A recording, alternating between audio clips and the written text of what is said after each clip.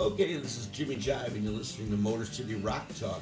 The artist that I'm interviewing is guitarist and vocalist from what I consider a very eclectic band. They do music that's got elements of folk, rock, country, a little bit of everything. Today, my guest is a member of the Happy Curmudgeons, and his name is Mr. Dave Hamilton. How you doing, Dave? Hi, excellent. Thanks for having me on today. I greatly appreciate it. No problem, man. Let's start out with a little background. Tell me a little bit about where you're from and drew you to music, playing guitar or writing music.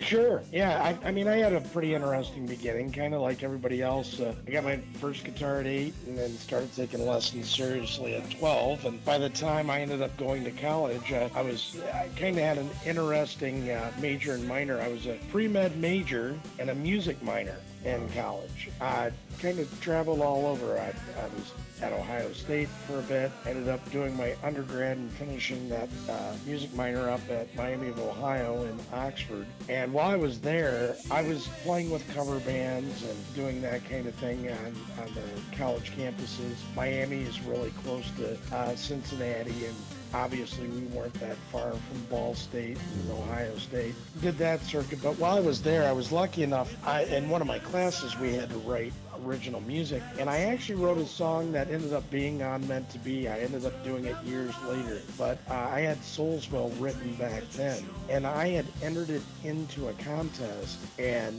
the judge I got to hear from that judged the contest, I made it to the final four, and the judge that had to tell me I was out was Lou Reed. Oh, So wow. yeah, so that was really cool. And while I was at Miami, Laurie Anderson, who at that point in time was not married to Lou, actually came in and talked to my electronic music class. So I was very lucky getting information from both of them, from their sides and their fields. And I consider both of them not only great musicians, but very eclectic too. And, they have their niche. One of the other guys I actually got to meet, and it was after I played a gig at a nursing home. I was walking back behind the Coliseum. I was going to the show that night. I actually ran into Neil Young after his sound check.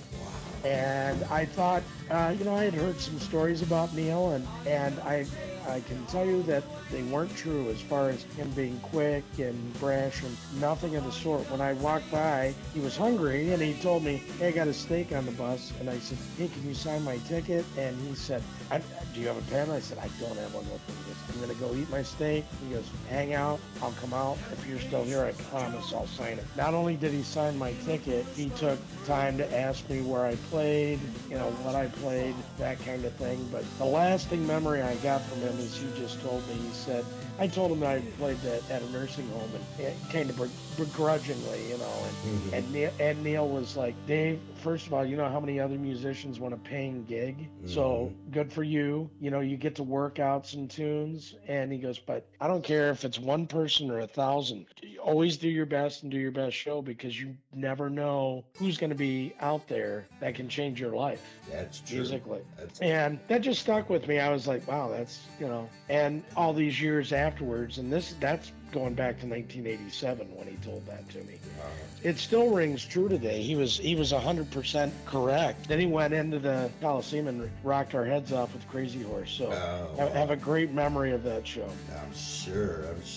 Now, so that's where you came from. Where abouts is the band based out of, or your group based out of right now?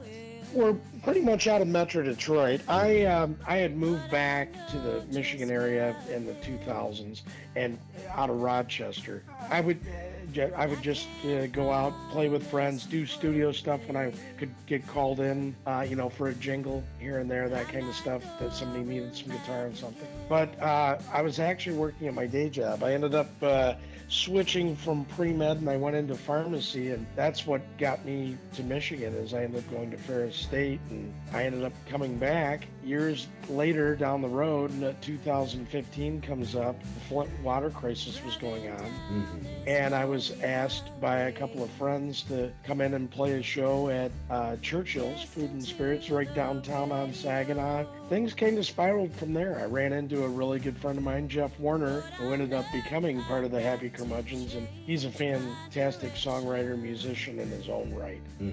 He said he agreed to help me out. He said, I think you ought to record some of these, and just at that show and that day and afterwards, just hang out at the bar. I also met Paulie M. Everett, which some people in the Farmington area here know recently. He just got done with a couple of art exhibits down there, and he does plenty of stuff in Detroit too. But Paulie's painted a lot of the murals all over Flint. He's quite a community guy and a big supporter. And after a conversation with him, 5 days later, he had the Happy Curmudgeons logo that you see on the front of our first album, Meant to Be. And we got CDs done, and we were off to the races and just working the streets and sending out CDs to every college radio station we possibly could at that point in time. And how long has this band been together? How long have you guys been together? We actually started August 1st of 2015, and that was our first day in the studio recording Meant to Be. So I always use that as kind of the anniversary date, because we had pieced stuff together, and like I said, we operate mainly with other studio musicians. So the core of the group was really Jeff Warner, myself, songwriting, and then we incorporated my fiance, Amy Dixon Lavery, who's an amazing singer. People do know us or haven't heard anything. She wrote and sings on Second Chances, which will be released on the new album, and it's also the title track. The second album is going to be called Second Chances. So we went ahead, and on this new project, we had a new producer, Mark Byerly, which people will know in the Detroit area. Excellent trumpet player, has played with the Bob Seger Band. He's also played with Justin Timberlake. But just a fabulous producer who identified with us. And like you said, I think the best way people ask, what's your style of music? It's kind of everything. It's classic rock, it's country, it's a little bit of blues. I said, when I put this music together, the bands that have always inspired me were like Bob Dylan, Grateful Dead, Flying Burrito Brothers, country acts as well. More of the old country stuff like Merle Haggard. That kind of stuff, Waylon Jennings, even Willie Nelson, obviously. But I've always liked that songwriting, and that's what inspired me about Dylan. So we've actually been able to work with great Detroit musicians, not only on our first album and this current album. We have 2 Detroit Music Award winners. We've got Takashi Ios on bass on all track, except for one, and you'll like this. Takashi actually asked, who did you replace me with that track? And we have a track that we actually have the legendary Billy Cox from the Band of Gypsies on one of our new tunes called Rustic Glory. I'm sure I'll tell you more about that later in the interview, but the lineup on Rustic Glory is nothing short of just an amazing lineup that I wish I could take that band out on the road with me. Yeah. How did you hook up with Mr. Cox? I had written Rustic Glory, and I had a couple other tracks. And by the way, not showing up on the album, so we've got some stuff for a third album in the can. I had sent him Rustic Glory and just said, would you consider doing anything like this? And the next thing you know, I get a call and I hear, Mr. Hamilton. And I said, well, hello, Mr. Cox. He goes, you know who this is? I said, I certainly do. Billy and I talked, and he said, I heard one of your songs off your first album, Carno Boogie. And he said, those blues are what I cut my teeth to.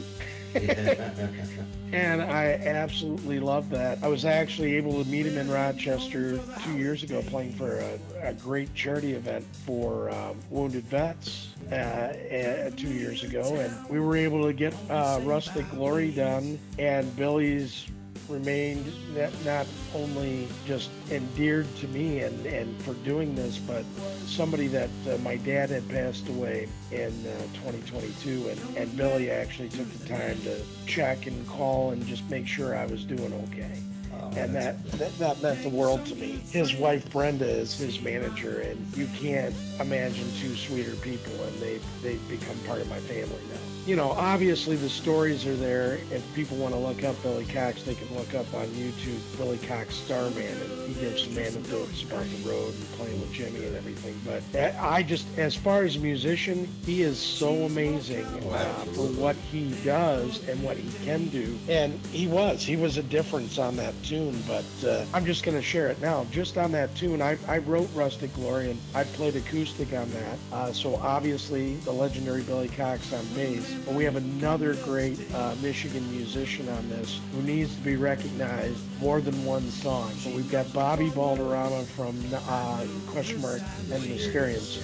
Obviously, everybody knows from 96 Tears, but Bobby is a fantastic player, and he's on his own jazz vaunt at this point, and he's getting to the point of doing more jazz, and he's getting more guest appearances now too, which I think is great. But he's been a dear friend, and he's exquisite on this. We've got Jim Moose Brown from the Bob Seger Band on Hammond B3 on Rustic Glory, and then behind the drum kit we had Detroit's own Todd Glass on there. So we've got a lineup, and that song, I know it's definitely gonna make its mark on the next album. Now, you mentioned earlier that when you first put the Meant to Be album out, you guys kind of shopped it around a little bit to the college stations. Was that successful? And which stations were you talking about? I mean, anybody. I sent some back to my home schools at Miami of Ohio and Ohio State. We got it on there, Cincinnati. But the weird thing was where it started popping. And I think, like, you know, as far as the top 200, it only got up to 142 as far as the album for about a month. Right. I mean, we had people, I started getting emails from people from St. Bonaventure, Belmont, out of Tennessee. It was really interesting to just see some of these smaller schools that had support for their student radio station. You know, the big thing is even the DJs that did contact me afterwards said, you know, we get all these CDs, and we got to be honest, we really don't get a chance to go through everything. Of course. And they said the biggest thing that stuck out was your artwork. We're like, if somebody took this much time to get artwork like this done, we got to listen to a track or two, and that's how I'll steal this from Jerry Garcia. We're kind of like chocolate-covered potato chips. I don't know if we're right for everybody, but the people that love them will eat them continuously. Right. And that's really helped us establish as a fan base, and their support of how much they listen to us, not just, you know, on a monthly basis, but even a daily basis. Right. And it's made a difference to where we were able to do the second album and then attract labels that could meet our needs for where we are now and where we're going to be going forward from here this spring. Now, the stations, the college stations that were playing, was there a specific standout track from that album they were playing mostly, or were they playing pretty much a few things off across the board? Yeah, a few things. We do have a song, and it led the album off. It was called Bar Hoppin'. Yeah. And, you know, the lyric on there is bar hopping on a Saturday night, Sunday morning feels all right with you. So, I mean, it just, you know, fit the college crowd, and Sure. kind of reminded me of, you know, my college days, and I wrote it after that period. But that picked up, and then Soulsville, we were lucky enough to have a guest saxophone player on there. His name's Jeff Ryan. For the jazz fans out there, they'll know him from Billboard, and he came in. 3 takes later, boom, Soulsville's done. That really made the difference on that track jumping out. I've always wanted to get sax on it, but we didn't do it until we were recording Soulsville for Meant to Be. Right. So that was a big one. Right now, the 2 biggest ones that have been listened to are Carnal Boogie, which is a blues-based tune, and Idle Time, which is Idle Time's kind of Pink Floyd meets Grateful Dead kind of a that's tune. cool. And it's very spacey. Matter of fact, we opened with that Friday night in Flint. Last Friday, we did an instrumental Breathe into Idle Time. So it's got that kind of airy feeling, and it's nice because I can jump into those E minors and make those two songs work together for those musicians out there. Now, when you first started out, years ago, did you always more or less write material that was of this style, or were you, did you go through a change to come to this? You know what? I'm going to be perfectly honest, as I have been in any other interview. It's hard. I told Amy, our vocalist, I feel like I'm stealing songs sometimes. I actually dream most of my lyrics. Matter of fact, Idle Time was an entire dream. I woke up at 3:30 in the morning, came down to my den, and wrote that song, verse, chorus, everything, all at one time. Went back to bed, woke up the next morning at 9:30, came downstairs. What is this? So I'm very fortunate like that, and that's where Jeff Warner comes in. Sometimes I'll just dream verses, but not have a hook, and then I can call him and we can work something out. So it's not everything is predicated on entirely, like I'm not sitting here like, I need to wait for tomorrow's dream, right, to finish the song. It's, I'm very lucky that I just keep a notepad by my bed, and anything I wake up and can remember, because there any other artist out there that does have this ability, they'll tell you if you don't write it down right then, it's gone. Yeah, that's absolutely true. And even if it's a melody that's in your head, yeah, you'll think like, I'll remember that. No, take it from me, get it down, do something, make some kind of dictation or notation, just get it down. And, that's what we did. So I do, write some songs like that, like Second Chances that's coming up. Amy did a wonderful job, and, I did help as far as fill in a few lyrics for her, but I mean, she had that pretty much in her area. I was playing the melody to that song. We also ended up doing a very simplistic version where it's just me and her in the studio with Mark, and it's just her singing and me playing an acoustic guitar, boomed, and that's all it is, and it's one take. And she's got that kind of voice. Unfortunately, I don't, but she does. Right. That's just it. We know down the road, she's on some backing vocals, but we really need to bring her to the forefront, get her on some other tracks. That's I'd like to see happen. She's been exquisite in what she did. Jeff Warner is just one of those guys. Again, we shared the admiration for Bob Dylan, but he's like guys like Richard Thompson and Leonard Cohen, and when people listen to All on You and I Know How You Feel, I know How You Feel is up there. That's one of the saddest songs I've heard. It's like listening to It Makes No Difference from the band. It's got that kind of visceral just energy and sadness, but again, it's like the blues. You listen to it because it makes you feel better in a weird way. Right, yeah. And and Jeff's got that ability as a wordsmith where he can just paint pictures that not seen by the average person. When you hear his kind of allusions to what he's going through, you're like, man, that's pretty cool. That's deep. Yeah. And that's what we wanted to do too with the music, is bring back lyrics that meant something, And matter of fact, we are going to be doing vinyl with Third Man Records in Detroit. And I want to give a shout out to Bill Skibby down there. What a guy to have in town. He's mastered all the tracks for this new album. And just, to have somebody that's that talented and be that cool, it's huge. It really is huge. What made you decide to do it on vinyl? I mean, I imagine you're doing CD also and streaming, but why vinyl? Because I'm old. No, I love vinyl. No, seriously. That was one of the points, though, too. We ended up just signing with Spectrum Music, and they weren't really keen on the vinyl. What they allowed me to do was, well, why don't you do a limited amount? And we're doing 500 with those folks. The big thing, if you look at our stuff, I'm huge into art. I like the visual as much as the auditory.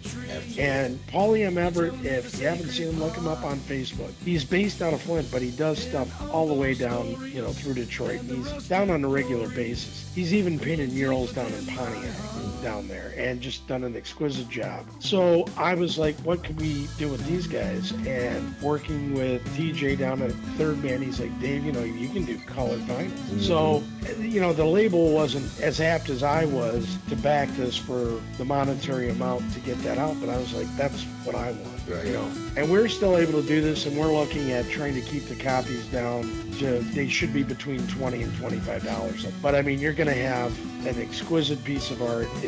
Both sides of the vinyl have Paulie's art on it. And what I brought back, and one of the things I loved, was we took Paulie's artwork for the cover of the album, and then on the back, Paulie had done, we've been kind of doing the songs as singles as we go. So Paulie did artwork for each song. So we made a collage on the back of the album. That's a very good idea. So that's going to be on the back. And the one thing I wanted to get was I got a picture of Billy Cox and myself together. And it was important for me to have him on the album because not only having him have that faith in recording with us, the thing that's been the most touching to me was after he got it done, was I wasn't sure, and I thought you were getting a little too wordy like Dylan, but Rustic Glory is a great track, Dave, and you've shown you are an exceptional songwriter, so you got that going for you.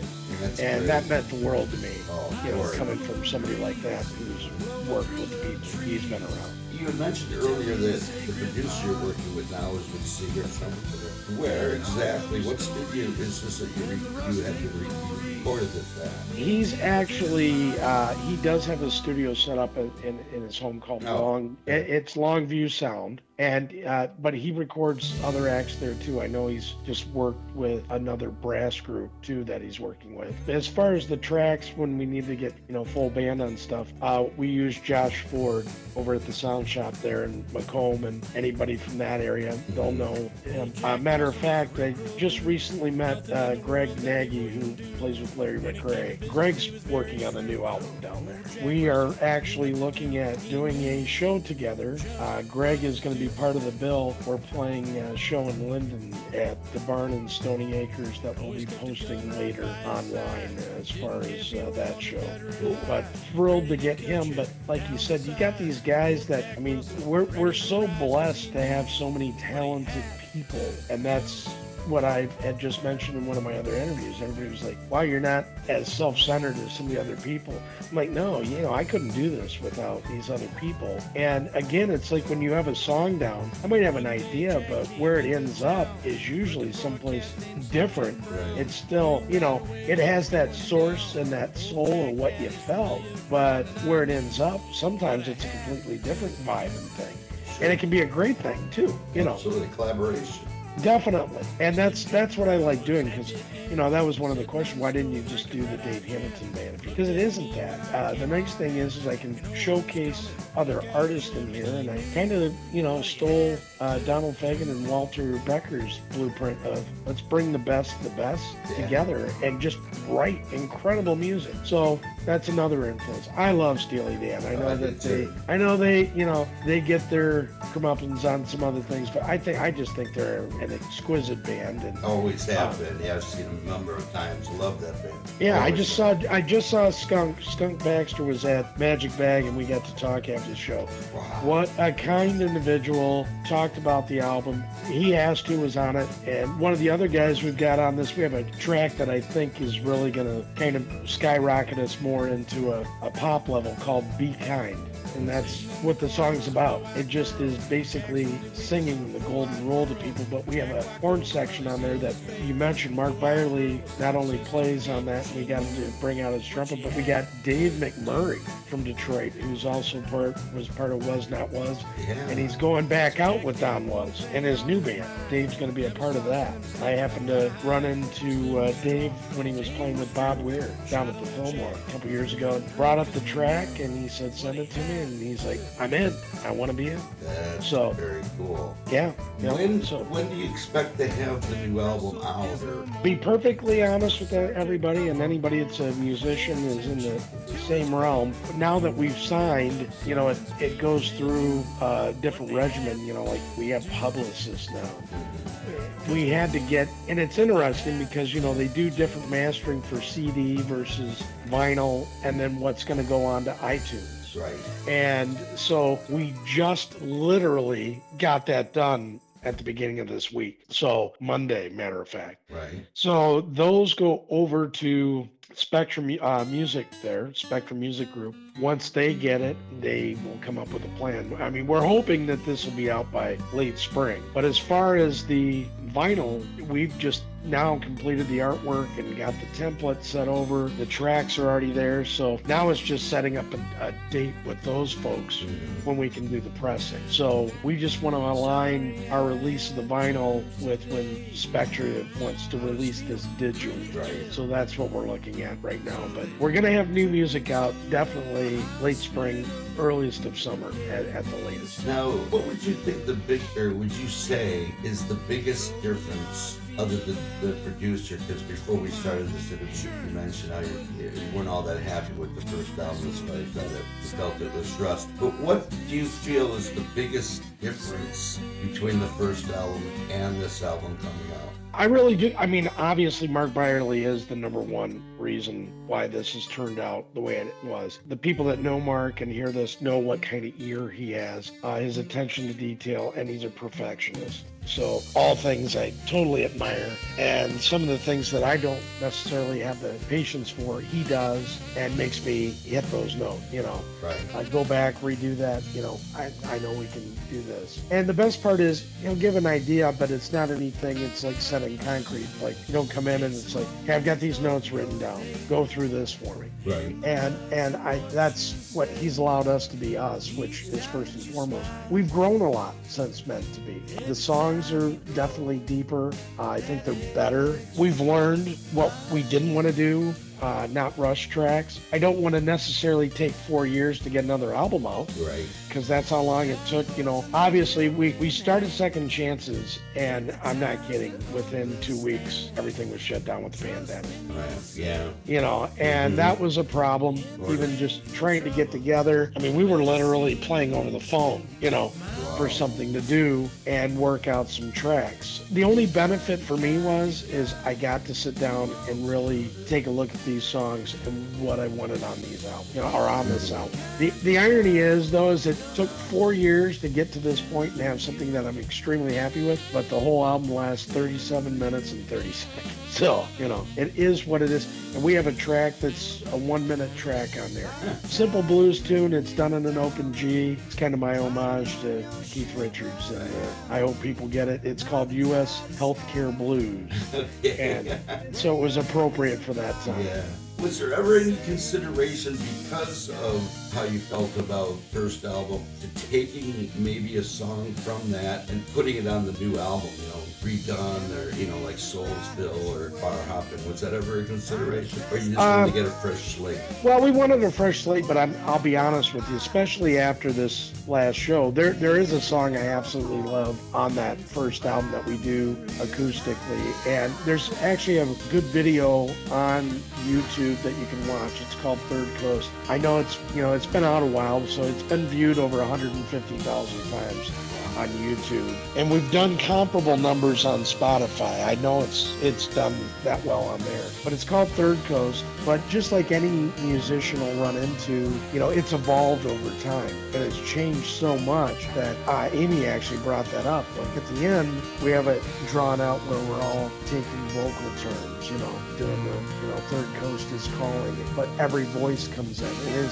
it's changed the tune in such a positive way that we don't play it like we did on the album. So there has been some consideration. I wouldn't rule something like that out happening on the third album. I see. So just due to time constraints and cost and where we were with this, I'm extremely happy with this album that's coming out. I think this is the one that's gonna, you know, we got a little bit of spotlight with this first one. I think this is gonna be the album that gets us some notoriety, though. And just from the sheer number of talented musicians that we've got on this thing too. Right. Now, you mentioned you're signed with, is it Spectrum Music? Yes, Spectrum Music Group. Yep. Now, are they a subsidiary or something of a major label? No, they're an independent. People that had worked obviously with other labels. They started in South Carolina. They do have an office though too in Hendersonville, Tennessee. Which, if anybody's ventured down that way as far as musicians, they'll know that's just an offshoot suburb there of Nashville. Extremely close. Very interesting. I mean, they do a lot with a lot of the new country, and not as far as that, I should say younger country, but playing old country music. Right. That kind of thing. But I mean, if you look at some of the older groups, I mean, they have like Little River Band on the album, on the label. And Really? the big one, yeah. And the one that shocked me is they have T-Rex's catalog. No. So Wow. yeah. So that obviously played into me a little bit, but the best part was they offered us the best potential for promotion and also getting us out on XM radio, and that helps us out being where we are, and we are planning on getting out on the road and doing some more shows this summer. Matter of fact, we're already booked in Kentucky, and we've got some dates where people wanted us to come to Cincinnati and Columbus, and probably more Midwest stuff over the summer. But yeah, that was the best thing with this group. They're like, you kind of work as hard as you want to work. We'll put you out there, and you're going to have a potential. We're going to give you shows that are available, and you guys make it work around your schedule. So that's what I liked. It was not a high stress with we need you to go on the road with these guys, and one of the things that even their CEO assured me of was like, we're going to make sure the lineup would be right if we'd ask you to play something. Sure, that would make total sense. Now, are you planning on when everything comes in line as far as the vinyl release and all that, of having some kind of record release party at a club maybe in your area, Flint or whatever? Well, we were talking about that. One of the other things that might even be a possibility, Third Man Downtown has a room upstairs that not a lot of people know about. So I was thinking about even doing that. We're still up in the air yet because we just wanted to get this done first. But it's not that we haven't discussed it. Right. That, we know we want to do it. It's unfortunately for us, we do a lot of stuff last minute, which is not the best on open dates for anything. But we will definitely do something, in the area like that, where it's not just even about releasing the vinyl, but something where we can do a small set, for whomever's going to be at that particular event. Now, do you think there's a chance? I mean, you've mentioned you've already got some gigs lined up around the Midwest. Any anticipation of maybe going out west or down the East Coast or even over to Europe? I wouldn't say Europe right away. Obviously, I'd like to hit more things and concentrate here. I mean, you can't deny if we start getting a fan base in a particular area. Like, I've actually had requests at the band site for autographs from Denmark, Sweden, Japan, Germany, a lot of places in Germany. Sure. So, they're out there, but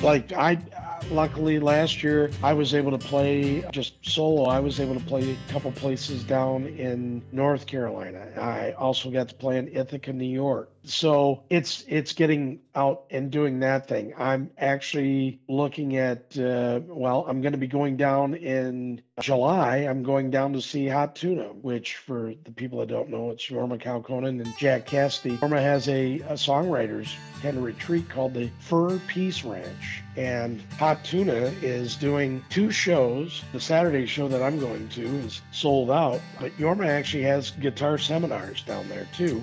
Wow, and he plays in a barn on his property that only holds 200 people.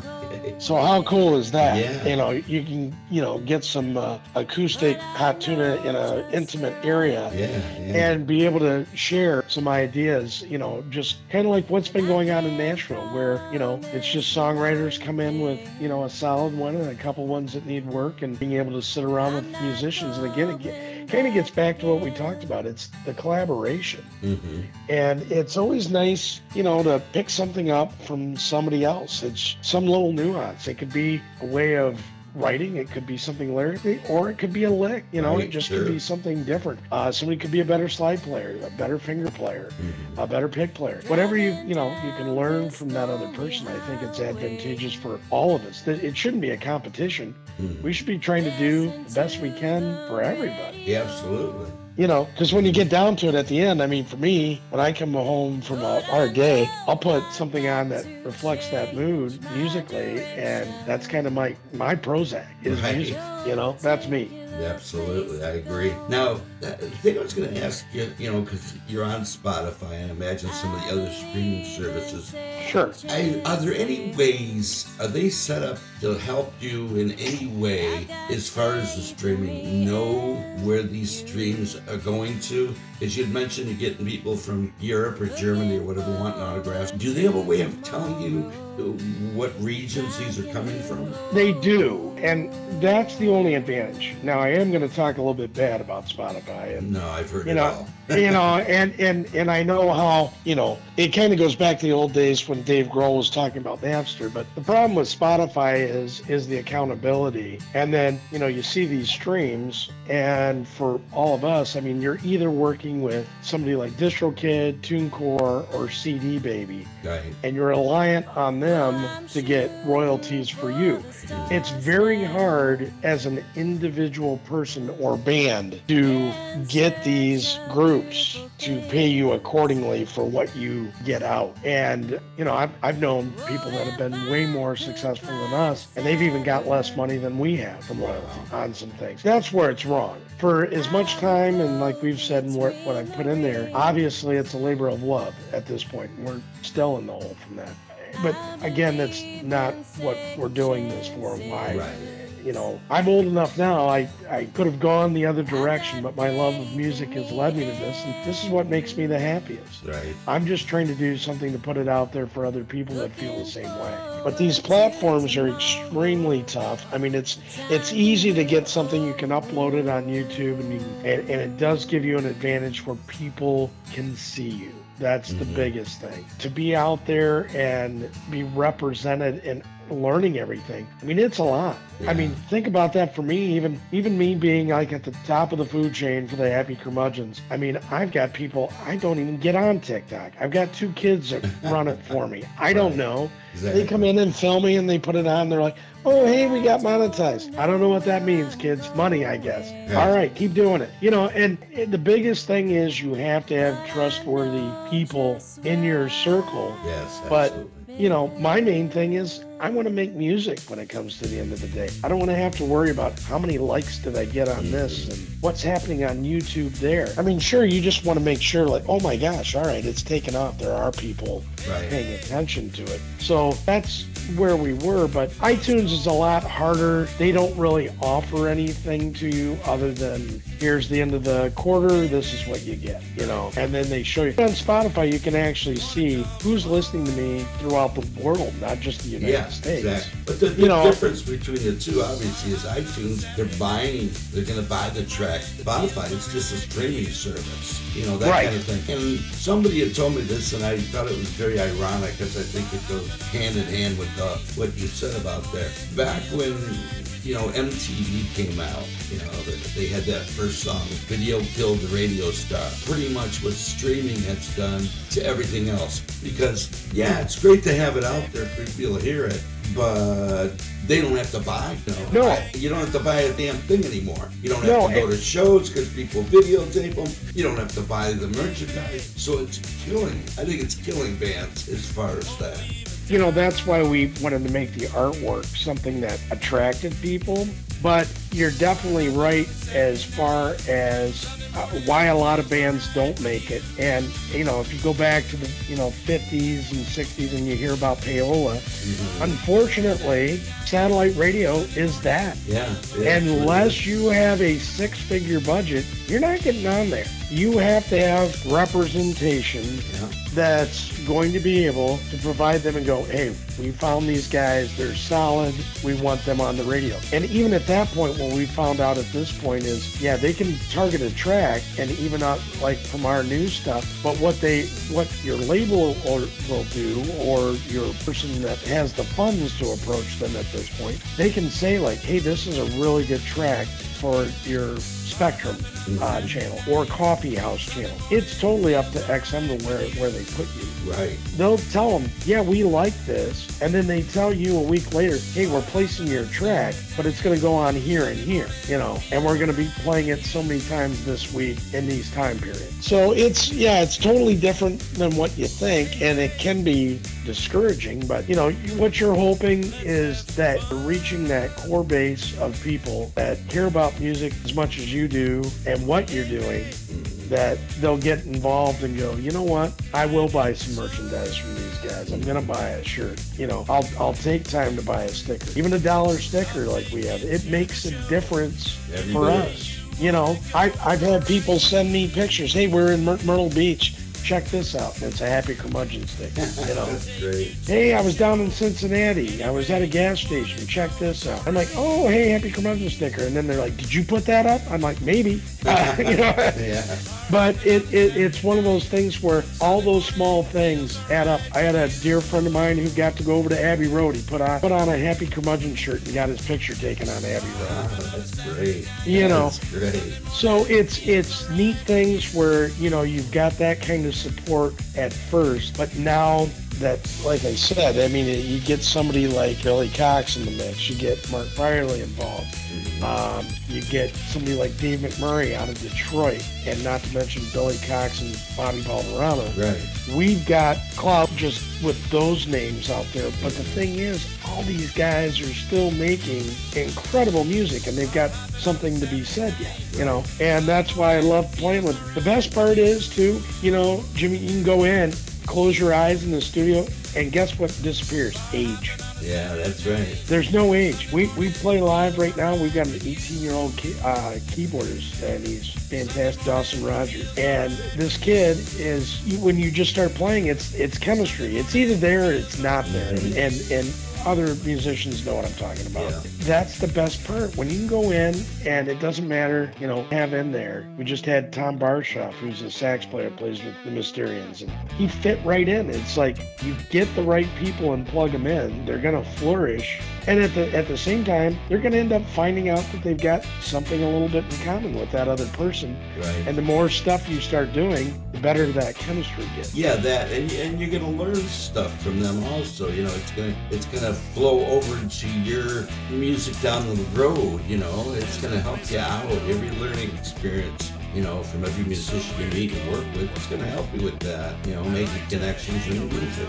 Well, Dave, I'm going to let you go. I really appreciate you talking to me today. I've learned quite a bit about the band. I wish you all success in the world. I hope you'll let me know when the vinyl is out, because I definitely want to pick that up because I love vinyl. And I love to support local bands that are actually putting out vinyl. Appreciate it. And just for anybody listening, you can find us. Our website is Happy Curmudgeons Band, and it's CURMUDGEONS, happycurmudgeonsband.com. Follow us on Facebook. We're on there. We have a YouTube page under Happy Curmudgeons Band. We'll definitely let you know what's going on between the website and Facebook. The website we're getting more detailed on, and we'll be doing more pictures and behind the scenes stuff. But Facebook is at least something where we can keep up on the events, and once we get things scheduled, we'll put them up there for everybody. Awesome. Really appreciate it. Well, Dave, as I said, thank you so much for taking the time, and look forward to hearing your new music, especially in vinyl, because I know it makes a big difference. And keep in touch. Thank you very much. All right, buddy. Thanks for having me on today. I appreciate you. You bet. You have a good night now. You as well. Thank you. Okay, that was Dave Hamilton from the Happy Curmudgeons. Band has been around for a while, and like I said, very eclectic. Has a lot of roots in folk and country and rock and soul and blues, a little bit of everything. Very eclectic down it. They've got a new album going to be out hopefully by the end of, like he said, spring, called Second Chances. But they do have their first album and some tracks from, I believe, from the upcoming album out on Spotify and probably iTunes. And like he said, you can check them out on Facebook and on YouTube. Hey, if you're enjoying the show, and I hope you are, because I've got some more great interviews coming up, hit the like button for me. Maybe subscribe if you haven't. It doesn't cost anything. It just shows me that the support out there for what I'm trying to do. Also, if you're into vinyl records like I am, check out Vinyl People Records. They're over in Westland. Great record shop. They're at 34785 Ford Road. Their hours are Monday through Friday, 11 to 7, Saturday, 11 to 5, Sunday, 1 to 5. The owner over there is Donovan Tate, and he's just really cool. You'll like dealing with him. He gives you, great personal service. You can find just about anything that's available out there, and they take care of you really well as far as buying. And tell them Jimmy sent you. Anyway, with that said, as I like to always say, keep rocking.